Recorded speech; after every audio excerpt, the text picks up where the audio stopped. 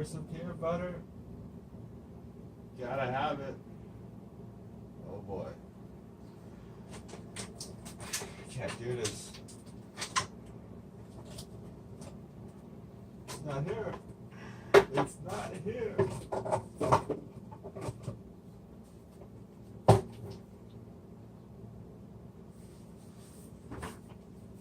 We're gonna look for it together. Okay.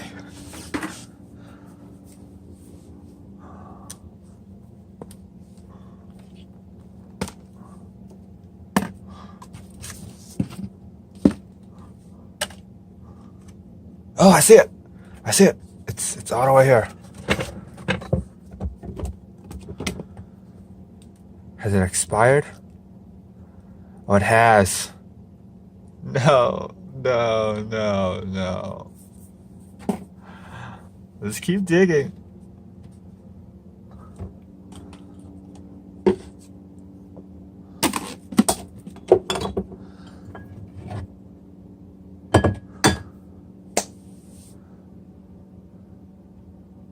I guess. Wait, it's not over yet. Maybe there's hope after all. This is not expired. Got everything. Feeling good. Moving on. When making peanut butter and jelly sandwich, you want to make sure that's absolutely vital to get all of the little edges, because if you were to just bite into bread, you will dread that feeling. That's right. The same thing can be said with jelly. You want to cover every little edge, because every little bit counts. And I hope I don't drop the jelly into the peanut butter jar, because they're both open. I did not think ahead when I make this video. I don't think I ever thought ahead when I make any videos. So I hope I don't drop this, especially in front of the camera. It's gonna be painful. It's gonna be painful.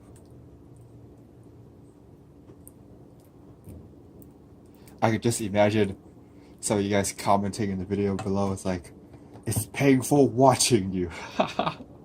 That'd be awesome. And I definitely look forward to that.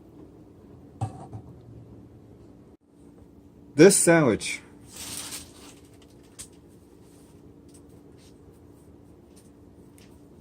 the peanut butter that was used on this particular sandwich is from this jar. Remember the jar how I said that it was expired? For a long time ago. I use it to make this particular sandwich. And this is what's gonna happen.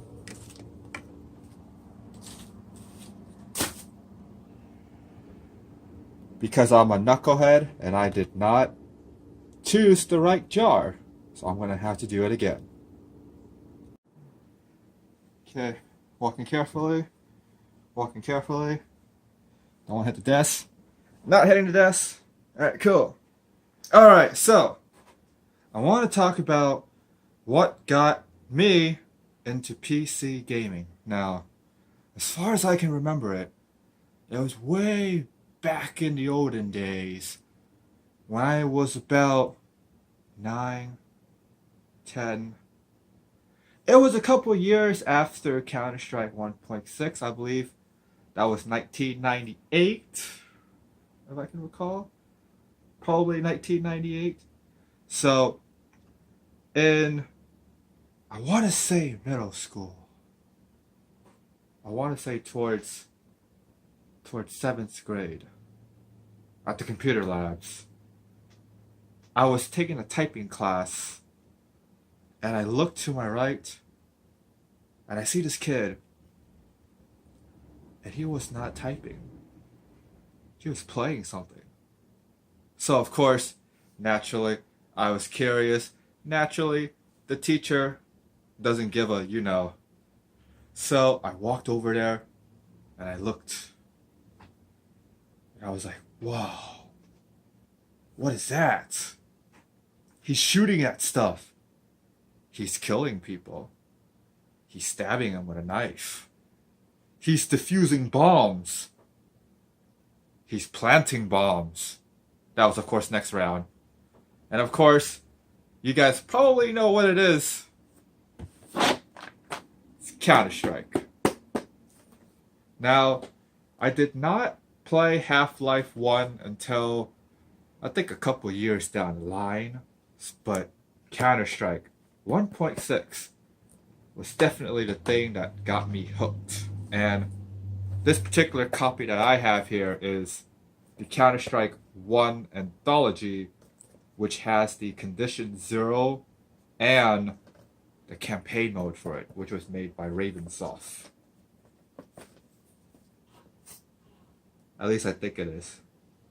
I remember watching a video somewhere about Counter-Strike Condition Zero single player made by Ravensoft, so go ahead and comment down below if you guys think I'm wrong, but this is it. This was the game that sparks interest in PC gaming, and man, those summer days where I literally sit there and just play this game like days on it, and it was nice because there was a lot of technique actually. It's more than just shooting, it's team play. It's talking to your buddies to the right, to the left, like, hey, stay there. Hey, use the op. Hey, AK-47. That's right. Those were the days where it was people huddling around and playing games. Now, I know there was still internet and it was online, but I didn't really have good internet. I believe back then I had dial-up or something really slow, like it goes 2 megabytes per second or 1 megabyte per second, something like that, really slow. So I couldn't really play online. So basically most of the time it's either me going to a friend's place or me going to like a gaming cafe kind of thing. Like Howie's Game Shack, if you guys know what that is. I think it was back then. That's probably high school. Probably high school. But anyways, this is it. This is the game. And sparks the interest of PC. Then way later on, sometime, a few years after, probably sophomore year of high school, it was StarCraft 2. And that, oh boy, those are some good times as well. It's a whole different genre, but still, this game, I will not forget it.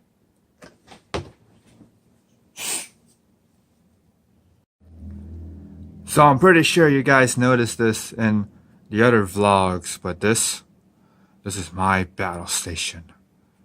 This is where games have won and lost, tears have been shed, frustration has ensued, and this is the glorious gear that I use to help me through the tough times. It was there during the good times, it was definitely there during the bad time. And this is a Corsair K70 RGB. And this is a brown switch. And it sounds a little bit like this.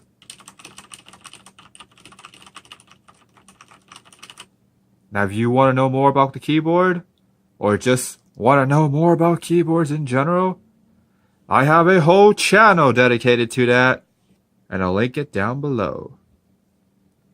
And let's talk about this mouse. This Mionix Nios 3200. I never actually used the software for this because it just does not seem like it's necessary. Well, why? Why don't you use the software for it? It's because when I plug it in and I use it, it's just the right sensitivity. and the feel of it, especially these little grooves right here. Like, it feels like the mouse is made for a guy like me. Now, I didn't have this all the way back in those Counter-Strike days. These guys were relatively new. But still, these guys are here for a long time. I say years, easily. And I hope they still work down the line. I conveniently found a stack of YuGiOh cards, so let's walk down memory lane. Pick something here in the middle somewhere, which is probably going to be really disorganized, and I might have to reorganize it. I'll pick it by the end. This way I'll just leave it as it is.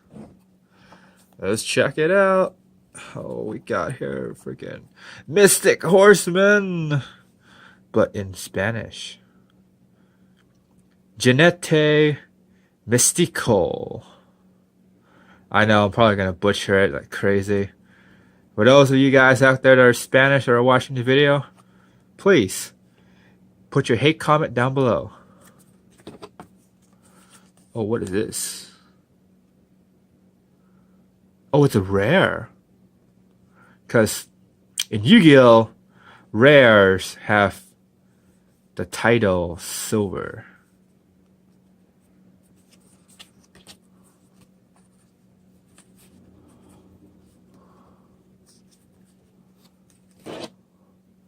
Wow, I don't remember any of this.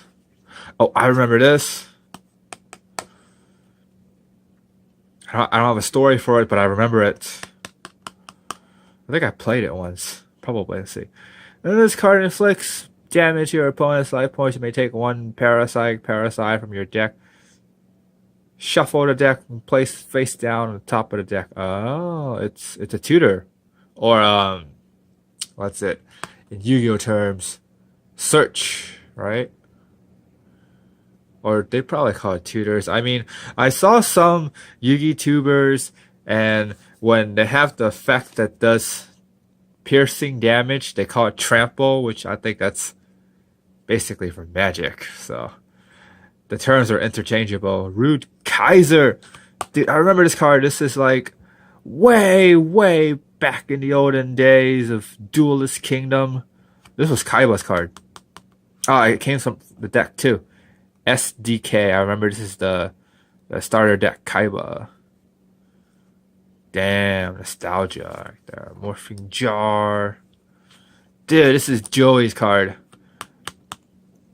There was that one time when he was battling Merrick or Malik. Merrick. I'm not sure. But he almost defeated him too. He actually summons this card out. And then he doesn't have enough energy to actually declare the attack. So he lost, but damn. That was an epic fight. Is this from the Joey deck? No, it's not. It's from some kind of starter deck. I don't know. Let's go search. Let's keep searching. Oh, Buster Blader. Japanese Buster Blader. Dude, I so wanted this thing when I was a kid. Like, I remember seeing it. Ultra rare foil, everything. Gold letterings. I was like, damn.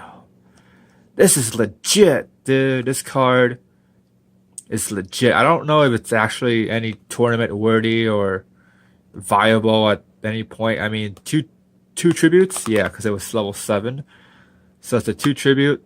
And the effect, I'm trying to read it like I know how to read Japanese, which I don't. But if I can remember it, is every dragon in the graveyard, he gets plus 500. So, pretty legit. Wow, what happened to the video? It's like freezing. Is it freezing now? Alright, it's not freezing. Cool. Oh, this card. I actually remember me using this card way back when I was in middle school when I had my YuGiOh group.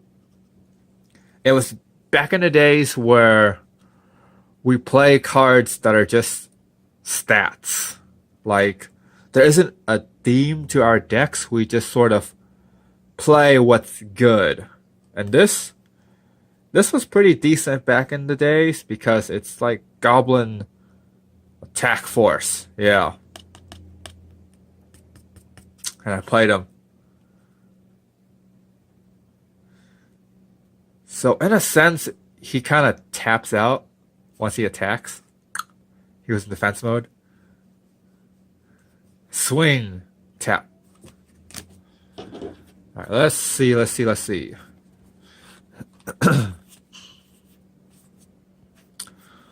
I could pick another one before it goes too long because that's 5-minute mark. Ooh. This card. I do not use it personally, but I have a friend that uses it, and the way how he uses it, it's like he's taunting us every single time. I still remember when we were playing at the handball courts, and he's like, I'm going to do this. I'm going to remove 3. He's going to gain 9, and he's going to hit you for 25. That's what it is. Bazoo, the Soul Eater. Alright, see if I can find one more. I'll find one more. And I noticed this is all Earths too, so I organize it by type.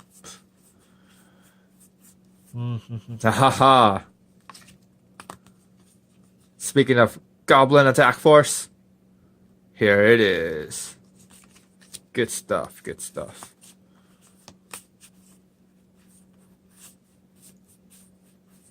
Oh, perfect. Okay. This was a card that another friend plays. He was using the Machina Gadget deck. Yeah. But this wasn't in middle school though. This was somewhere in, I want to say, junior year high school. Yeah. Where there was that Machina Gadget starter deck, structure deck thing. And he would use this in a combination with other ancient gears. And it's pretty cool because back then when Gear Town works how it should work, I guess, per se, where he would use this card as a discard outlet. There we go. And he would ditch it to do like Monster Reborn for that Machina Fortress. And then he plays Gear Town, and then he flips the Gear Town face down, which destroys the other Gear Town, which brings this back. So effectively, that Machina Fortress was free. That was friggin' awesome. So, of course, thank you for watching the video, making it this far into the vlog. I know it's not as super exciting, but it is to me. Because it's me reminiscing about the old days of just video games, Yu-Gi-Oh cards, and a lot of stuttering, a lot of ums. But the vlogs, I feel like they're gonna get better. They're gonna get better. So stick around, click that subscribe button, ring that bell for the latest content, and of course, as always, have an awesome day.